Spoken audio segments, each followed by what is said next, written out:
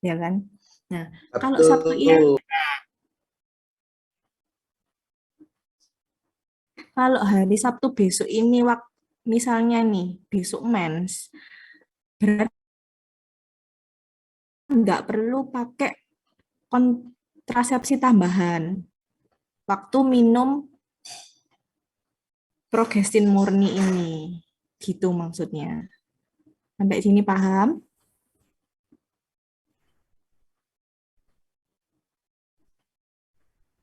Tapi kalau misalnya kita besok itu nggak mens, kan kalau nggak mens itu kan bisa kemungkinan kan Dik, kalau kita itu hamil. Nah, makanya kita itu perlu metode kontrasepsi tambahan, bisa kondom, itu yang digunakan selama 2 hari, mulai dari hari Sabtu. Jadi kita pakai jadi kita misalnya minum besok ya Sabtu, berarti selama 2 hari kita pakai kontrasepsi tambahan gitu. Kalau kita nggak mens loh ya, karena kan kalau nggak mens itu kan bisa ada kemungkinan kita itu eh,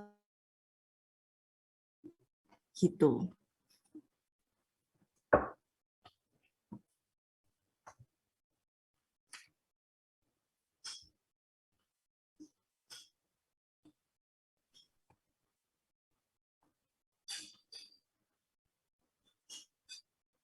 Sudah? Tadi yang tanya gimana? Sudah paham belum? Ya Kak, sudah. Lanjut ya. Ya.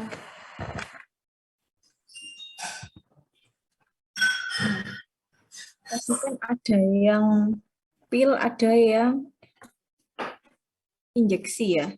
Nah, kalau injeksi ini diberikan secara intramuskular. Isinya adalah DMPA. DMPA itu depo-medroksiprogesteron asetat. Jadi kandungannya itu medroksiprogesteron asetat yang diberikan tiap 11 minggu. Jadi disuntikkannya tiap 11 minggu. 11 sampai 13 minggu. Itu rentang penyuntikannya. Di tiap 11 sampai 13 minggu. Terserah mau tiap 12 minggu atau tiap 11 minggu atau tiap 13 minggu penyuntikannya. Tapi harus sama gitu.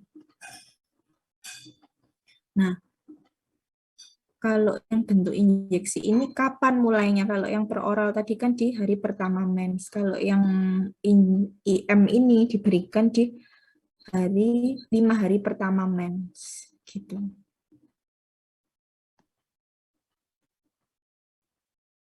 Jadi beda. Untuk yang oral tadi kan hari pertama mens, inisiasinya atau waktu penggunaannya. Kalau yang IM ini lebih disarankan untuk di hari kelima mens. Nah, misdosnya kapan? Misdosnya ini penyuntikan lebih dari 13 minggu. Berarti kalau lebih dari 13 minggu, ya berarti segera untuk melakukan IM dan pakai itu tadi, kontrasepsi tambahan.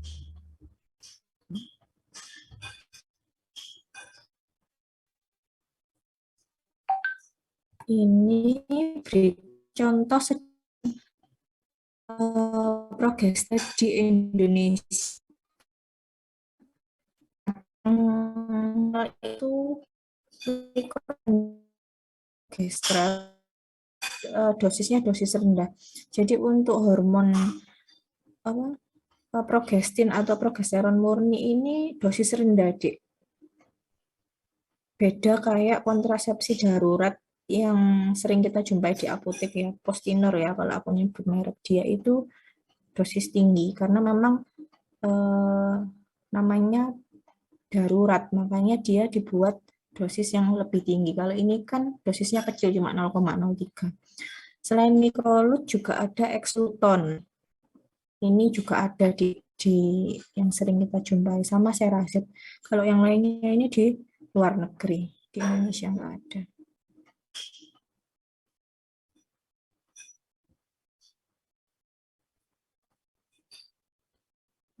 Sudah, progestin sudah. Kita lanjut ke kombinasi ya. Kalau kombinasi ini kan komponennya atau komposisinya terdiri dari dua macam hormon ya. Yang pertama hormon estrogen, yang kedua progestin.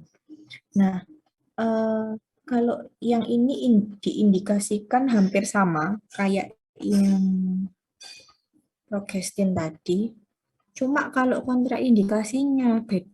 Kalau kombinasi ini karena ada estrogen, dia pada wanita yang usianya lebih dari 35 tahun dan perokok.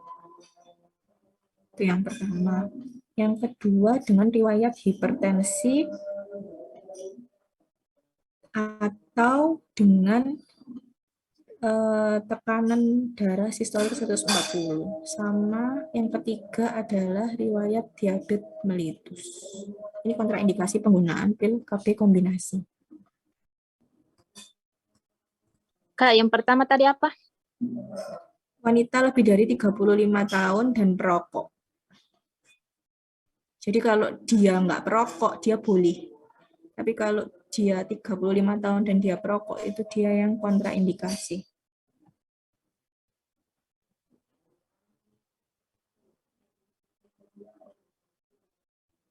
Makasih, Kak. Ya.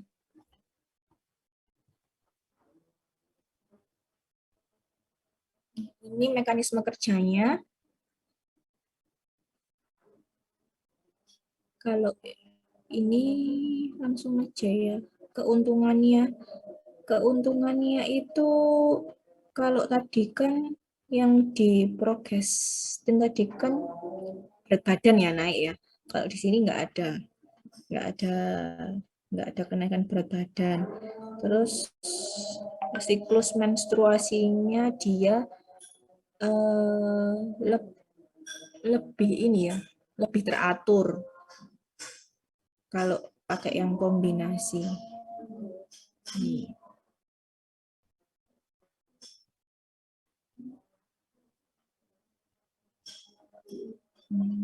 Lanjut aja ya.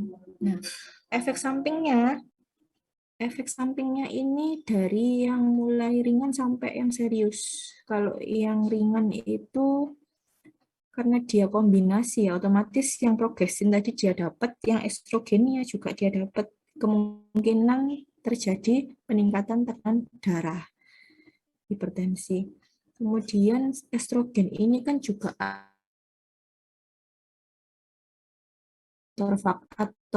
faktor pembekuan darah.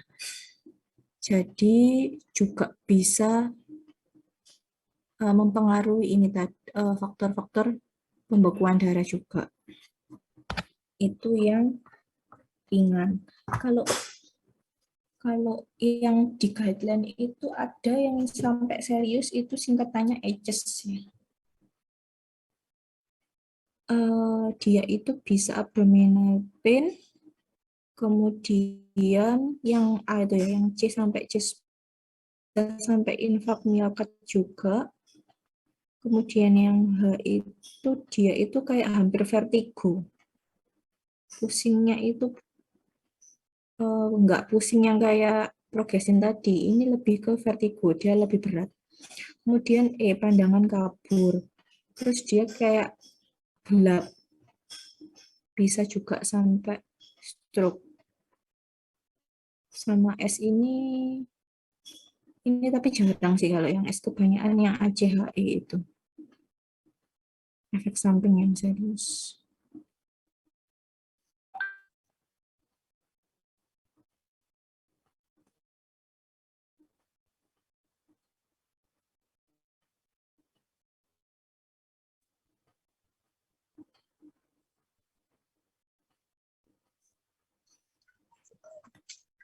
Nah, ini adalah manajemen efek samping ya.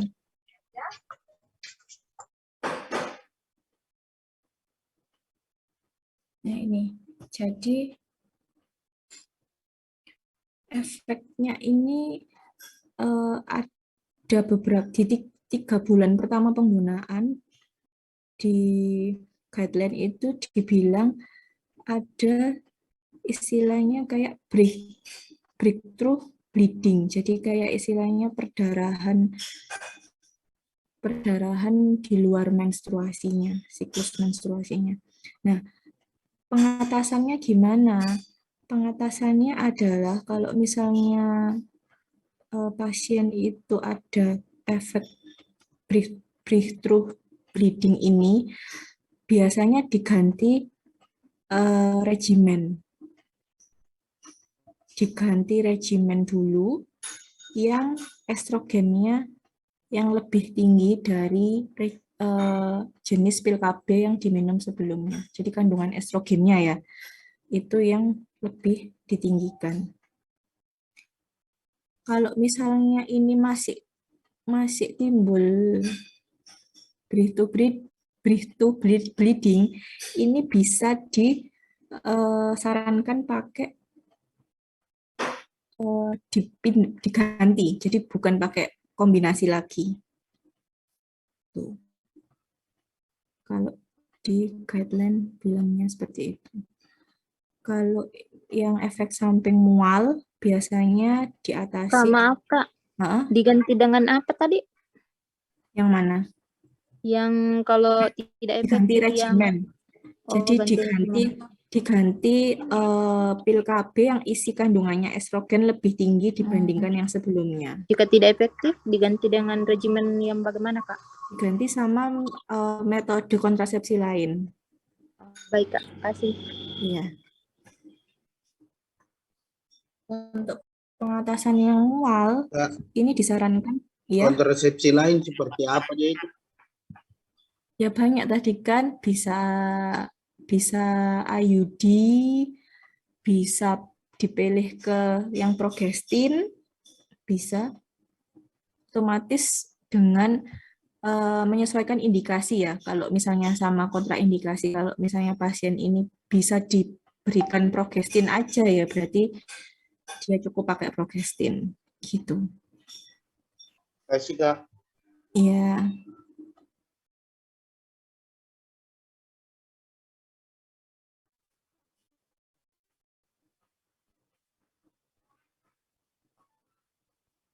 Untuk yang mual, kita menyarankan untuk penggunaan kanan ya, atau di meja tidur.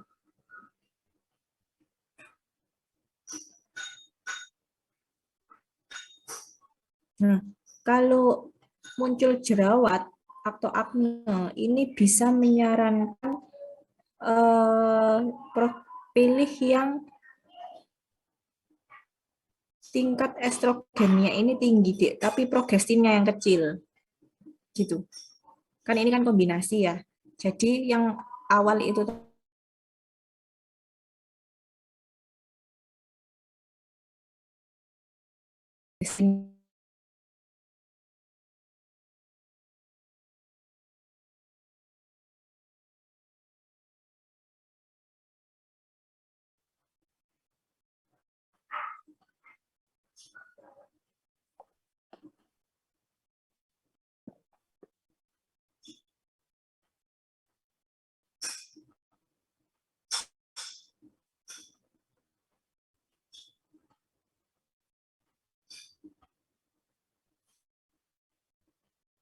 ya. Nah, untuk yang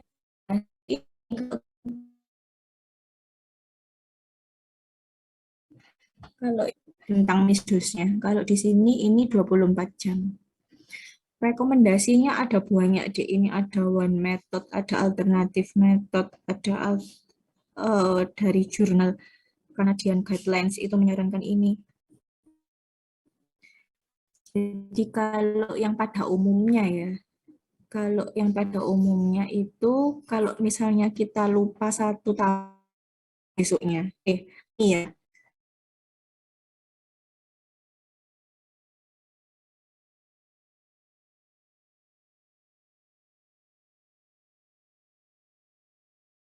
kita lupa 2 Kak, kali, nah, Maaf Kak, Hmm, lupanya minimal berapa jam? 20 Maksimal berapa jam? maksimal 24 jam kalau yang kombinasi. Oh, baik Kak, makasih. Heeh.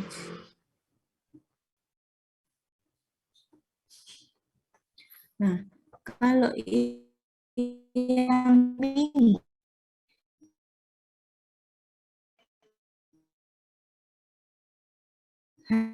hari ini ya baru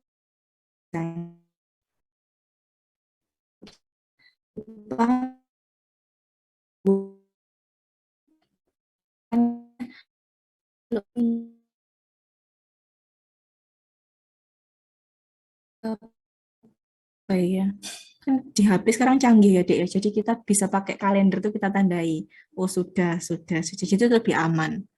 Karena kalau yang kombinasi ini agak ribet sih, kalau misalnya kita sampai misdus dibandingkan yang progestin tadi. Kalau progestin kan aman ya, kalau ini lebih ribet.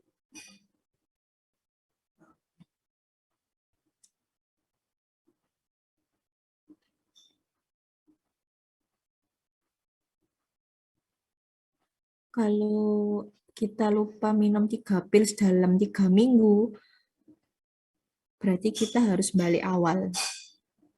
Gitu. Kalau di guideline itu bilangnya gitu.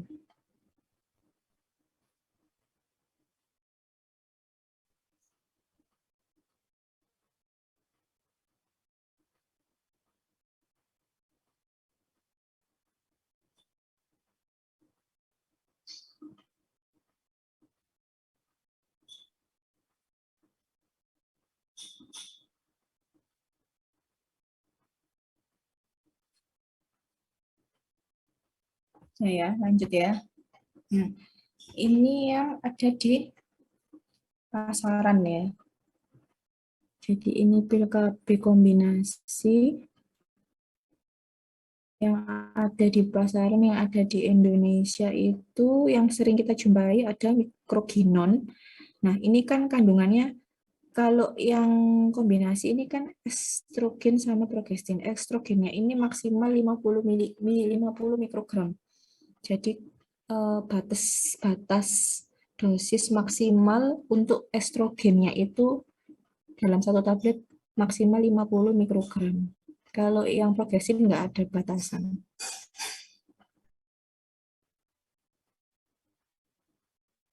Hmm.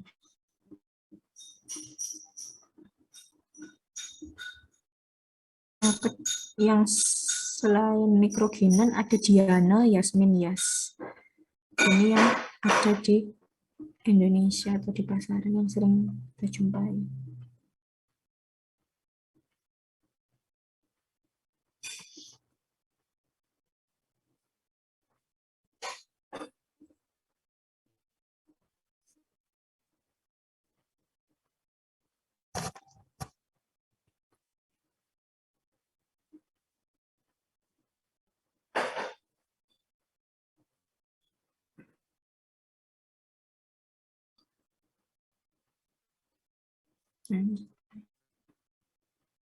Nah, ini untuk interaksi obat, Dek. Jadi, eh, untuk penggunaan pil KB ini, kita harus perhatikan interaksi obat ya, karena kan penggunaan pil KB ini kan rentang rentang umur pasien yang minum kan variatif ya, antara antara 20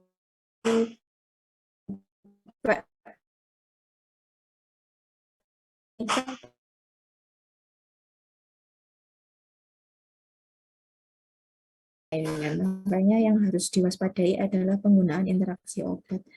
Kalau di William Obstetric 2018 ini yang masih diperbolehkan ya, tapi dengan adjustment dose. Jadi itu adalah penggunaan paracetamol, aspirin. Ini boleh diberikan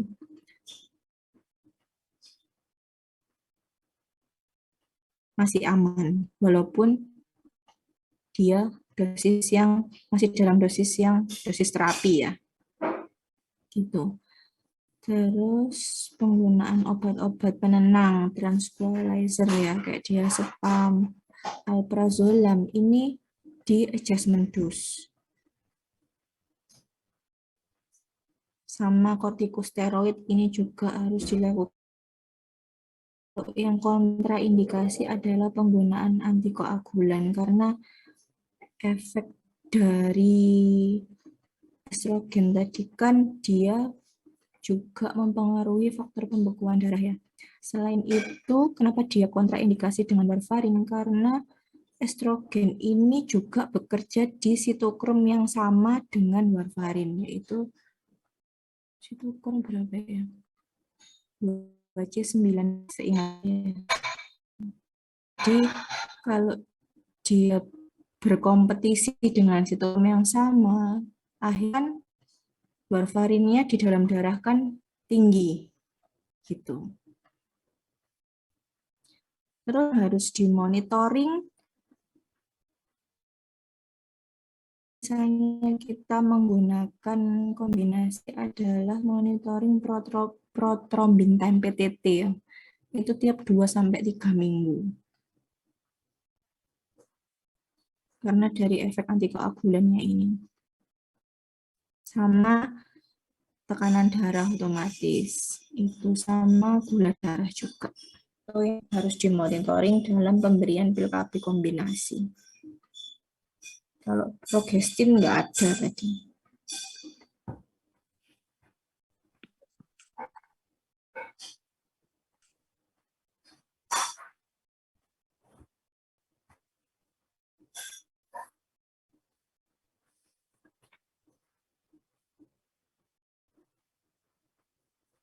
Sudah sampai sini sebelum kita bahas ke yang siklus mens. Sampai sini sudah mau ditanyakan. Di beberapa guideline itu juga saya pernah baca, tapi bukan di e-book ya. Ini kayak di penelitian jurnal. Selain dari warfarin ini, dia ada interaksi dengan obat-obat TB ya, rifampicin terutama. Tapi ini tidak disebut. Maksudnya kalau di Indonesia kan belum ada penelitian ya. Kalau di luar negeri itu ada. Dia itu mekanisme kerjanya itu dengan metabolisme. Jadi mempengaruhi metabolisme dari rifampicin. Tuh. Jadi kalau misalnya rifampicin ini diberikan bersama pil KB, maka efektivitas dari rifampicinnya ini yang akan turun.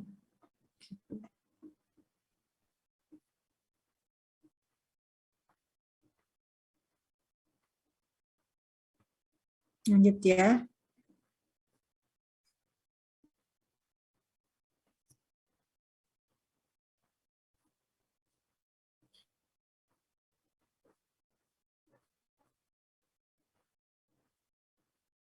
Ini mau kita bahas yang berikutnya. Tadi kan on label ya, efek on labelnya. Sekarang ke efek untuk yang off labelnya, yaitu mempengaruhi siklus menstruasi. Nah, kenapa harus tahu siklus menstruasi? Karena ini mempengaruhi kapan waktu ya, atau inisiasi waktu minum dan pemilihan dari jenis obat yang nanti akan. Makanya kita harus mempelajari dulu siklus-siklus menstruasi. Siklus menstruasi normal itu kan umumnya 28 hari ya. Tapi tiap normalnya, tapi tiap wanita kan berbeda. Ada 4 fase. Yang pertama fase menstruasi, yang kedua fase folikular, yang ketiga fase ovulasi, terus yang keempat adalah fase luteal. Nah, kalau fase menstruasi ini ada di mana endometrium ya, dinding rahim, itu akan luruh, dan luruh itu apa ya? Kayak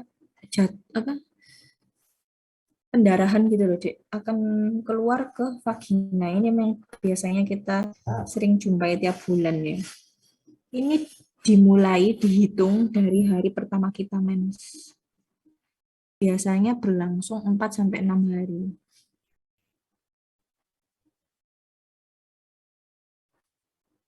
Kalau di fase menstruasi kadar hormon estrogen sama kadar hormon progesteron ini kecil. Gitu. Jadi kedua hormon yang mempengaruhi siklus menstruasi ini dia kecil.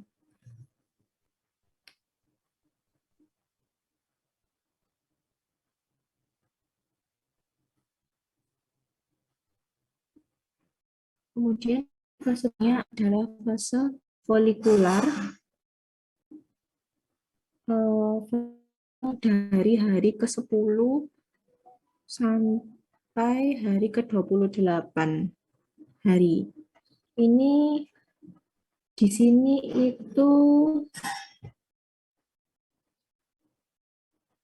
terjadi namanya fase folikular ya, jadi pembentukan folikel. Ovarium itu akan mempersiapkan untuk pembentukan folikel, di mana folikel ini adalah tempatnya sel ovum atau sel yang akan siap dibuahi itu.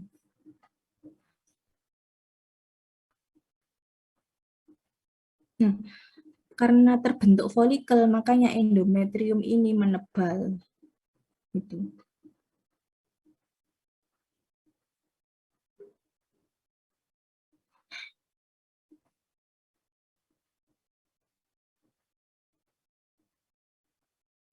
Nah, berikutnya adalah fase ovulasi. Fase ovulasi ini fase pembuahan ya. Jadi folikel yang diproduksi di fase folikular itu, dia itu lepaskan kan tadi yang folikular kan terbentuk ya, terbentuk folikel. Kalau ini dia sudah siap melepaskan sel telur untuk dibuahi. Jadi di sini di fase ini sel telur itu sudah matang dan siap-siap bergerak ke tuba falopi dan nempel di rahim. Kalau dia ketemu sperma, tapi kalau enggak ya dia 24 jam.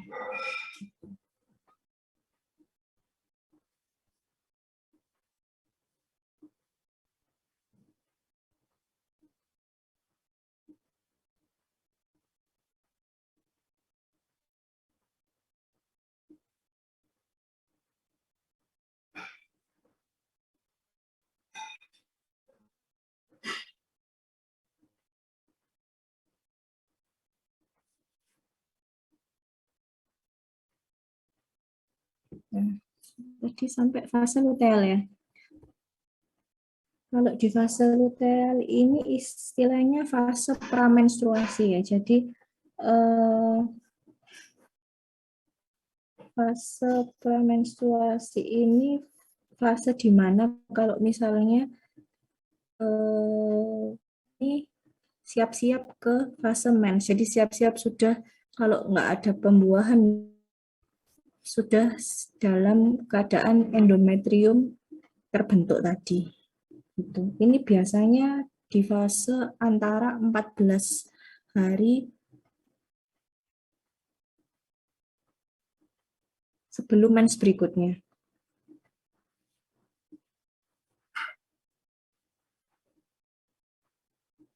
Nah, di fase yang luteal tadi itu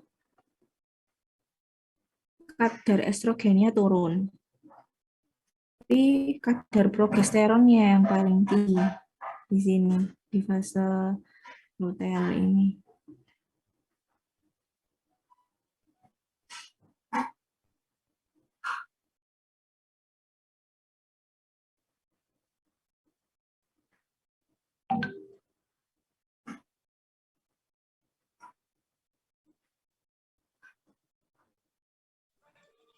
Nah, sudah ya, lanjut. Jadi gangguan menstruasi itu disebut sama penyakit, ada berbagai macam tipe ya, ada amenore, ada oligomenore, sebagainya. Nah, kalau yang pertama ini nanti amenore ya, amenore itu ada dua. Jadi ada yang primer, ada yang sekunder. Kalau yang primer ini biasanya genetik, Dek. Jadi adanya defek genetik pada gen tertentu itu bisa menyebabkan amenore. Tandanya apa sih? Dia tidak menstruasi hingga usia 14 tahun dengan tidak adanya perkembangan normal dari seks sekunder. Seks sekunder itu apa sih? Kayak pertumbuhan rambut, kemudian pembesaran payudara, dan sebagainya. Nah, kalau amenore sekunder ini terjadi pada wanita yang sebelumnya sudah mens, tapi dia nggak mens lagi selama 6 bulan atau 3 siklus mens berturut-turut.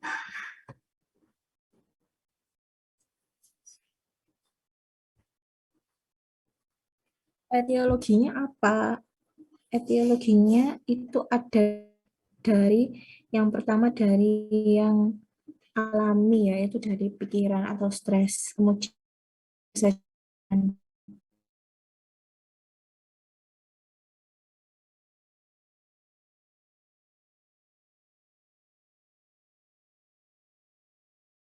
prolaktin atau estrogen.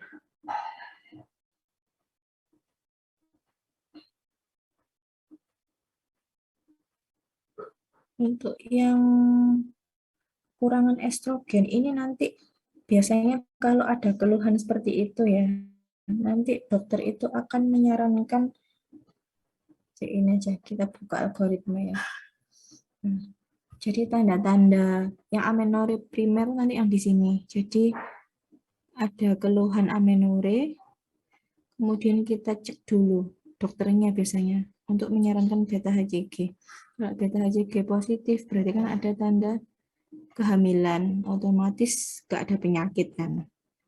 Siklus menstruasinya berarti memang berhenti karena dia hamil. Tapi kalau beta HCG-nya negatif, nah ini tadi bisa menyebabkan yang hiperprolaktinemia atau gangguan tiroid. Gitu.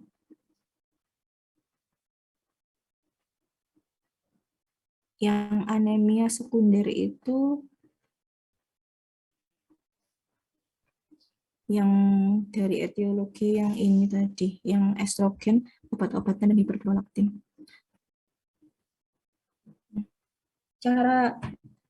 Caranya kita tahu kekurangan estrogen gimana ya, dari pengecekan kadar estrogen dalam darah yang kita ambil biasanya di lengan per vena ya.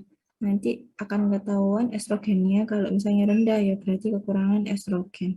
Terapinya menggunakan apa? Menggunakan estrogen murni dengan dosis 0,625 sampai 1,2 sekali sehari di hari pertama sampai ke 25 mens. Tapi kalau misalnya sebelum sampai 25 sudah menstruasi, bisa dihentikan.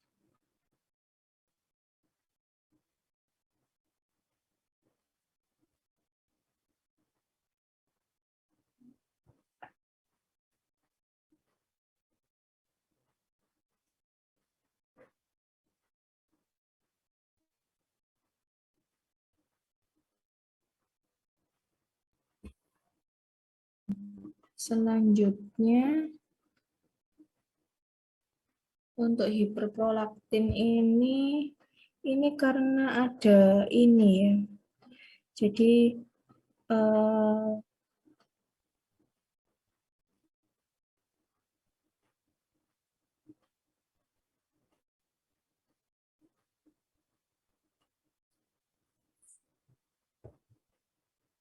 ada hambatan, jadi hipotalamus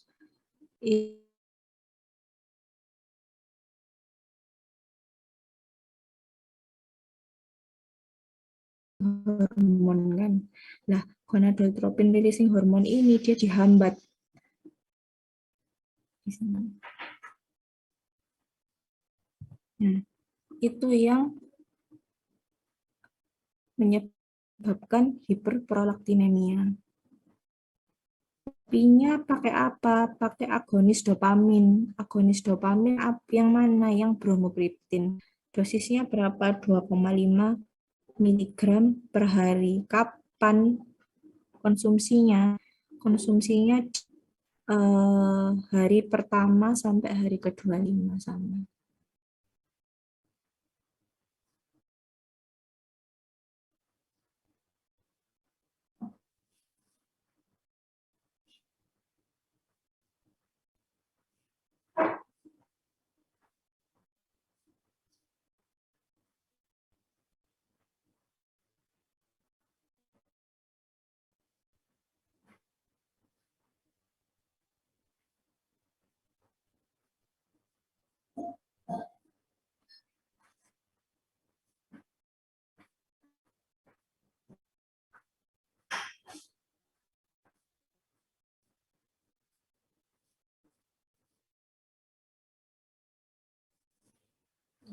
Untuk yang terakhir adalah penggunaan kontrasepsi hormonal yang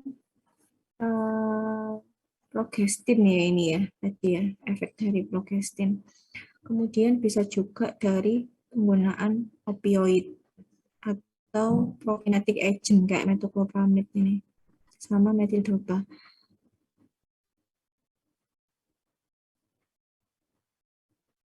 Ini obat-obatan yang mempengaruhi siklus menstruasi atau amenorrhea.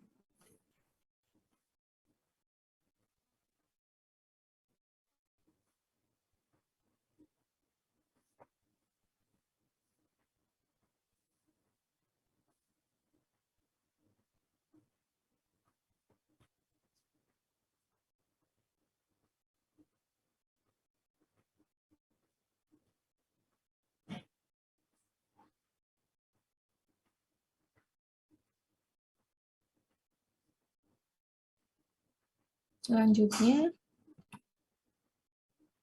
nah, kalau tadi kan gangguan siklus mensnya kan ditandai mens terus berhenti mens. Kalau yang kita mens tapi dengan jumlah perdarahan yang banyak, lebih dari 80 mili per siklus, itu dinamakan menoragi. Nah, ini kenapa? Etiologinya itu disebabkan karena ketidakseimbangan hormon. Hormon apa? Ya, hormon estrogen.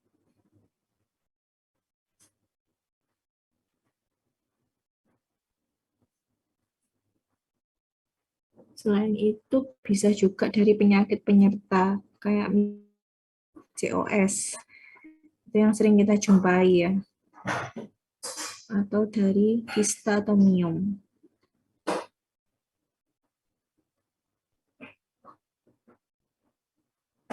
Terapinya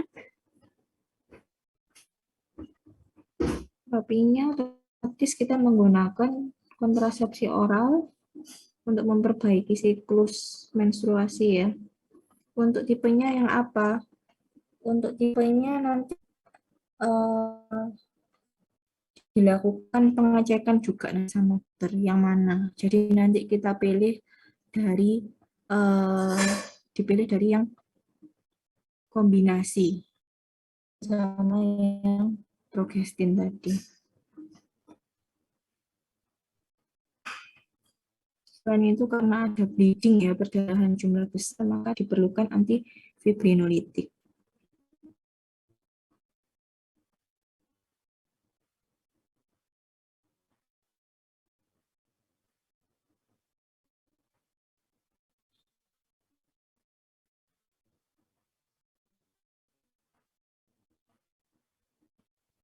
Selanjutnya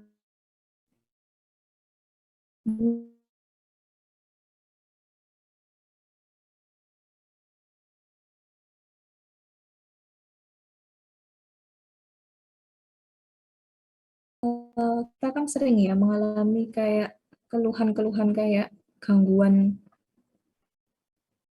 gangguan sindrom kayak depresi, mudah tersinggung, perubahan mood gitu. Itu wajar kalau kalau yang wajar itu dinamakan PMS. Nah, kalau yang PMDD ini dia itu tingkat keparahannya lebih tinggi dibandingkan yang PMS. Makanya kalau yang PMS ini dia nggak perlu terapi farmakologi, hanya perlu terapi non farmakologi yaitu relaksasi untuk yang PMS. Tapi kalau yang PMDD dia itu membutuhkan terapi farmakologis yang ini contohnya adalah yang paling sering dipakai itu drospirenol. Bleeding.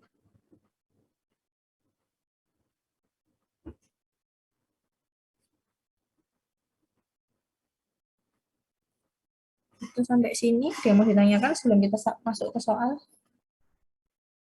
Kak, izin tanya. Hmm. Tadi kan PMDD itu satu di atasnya PMS ya, Kak. Tingkat keparahannya. Tapi dia itu berarti sakit perut juga atau bedanya sama PMS apa, Kak? Kalau yang PMS itu kan kayak perasaan kayak gangguan mood gitu loh, Dek. Jadi kayak kita kalau para wanita mau mens itu kan biasanya ada perubahan mood tiba-tiba gitu kan. Terus ada perasaan mudah tersinggung. Itu normal. Tapi kalau yang PMDD ini dia itu sampai yang nggak bisa. Jadi dia itu sampai nggak bisa beraktivitas gitu loh. Sampai aktivitas yang disebut PMDD. Berarti yang kalau misalkan sampai sakit perut yang sakit banget sampai itu namanya PMDD. Ya benar. Sampai misalnya kan lagi mens, terus kita nyeri gitu kan atau kram gitu kan. Terus kita minumin misalnya ya pereda nyeri atau analgesik ya. Itu kita masih bisa. Berarti itu apa istilahnya? Itu bukan PMS. Itu yang dinamakan PMDD. Itu mengganggu aktivitas. Jadi kita nggak bisa beraktivitas gara-gara kram, gara-gara nyeri, gara-gara perubahan depresi yang luar biasa itu. Itu yang dinamakan PMDD. Iya, berarti tapi kalau terjadinya itu sebelum menstruasi atau hari pertama menstruasi, Pak, Kak? Soalnya kan ini judulnya premenstruasi gitu loh. Dalam siklus mens.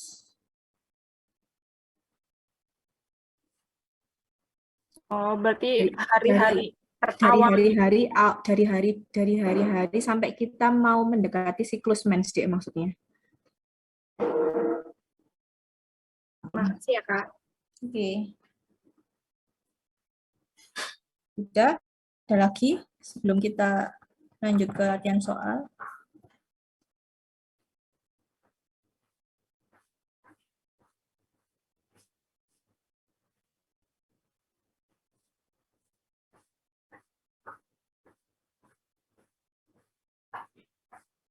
Sebelum kita lanjut ke hyper.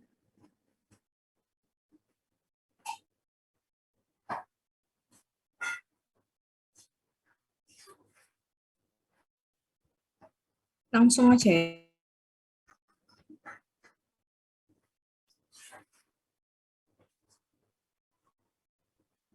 Yang soal yang pertama ya.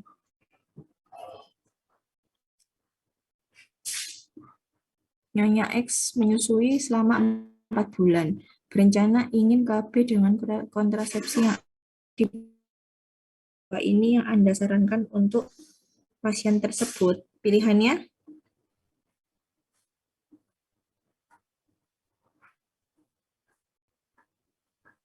Yang mana? Mikrolut, Kak.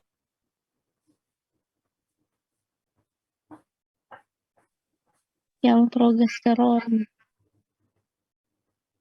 Yang progestin loh.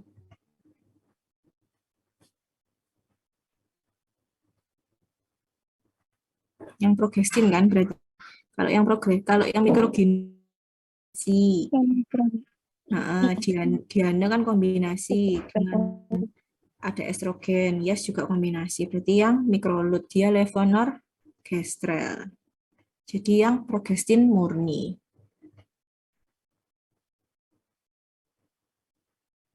Nanti kalian hafal apa ya? Paling enggak cukup tahu ya, Dik.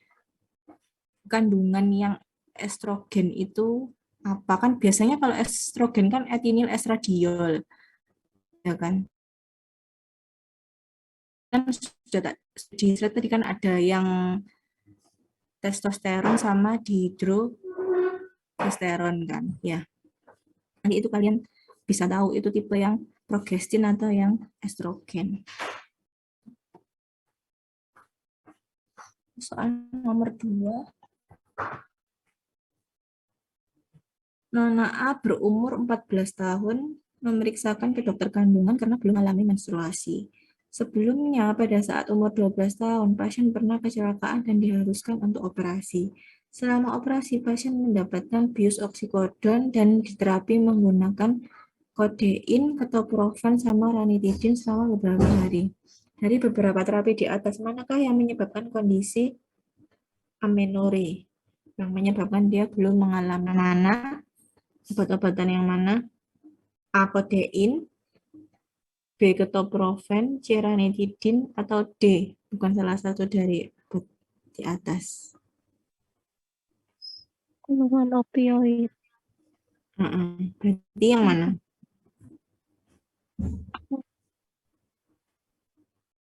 Yang mana yang opioid berarti? Yang kode Yang ranit. enggak. Iya, ya, benar. Terus lanjut nomor 3. Seorang perempuan. Kenapa? Pelan-pelan, Kak. Kenapa? Pelan-pelan, Kak. Ya, wes. Aku kamar mandi bentar ya, Dik. Nanti aja sekalian istirahat. Nanti sebelum ke materi hepar kita break 15 menit ya. Jadi nanti dimulai jam 8 kurang seperempat. Jadi nomor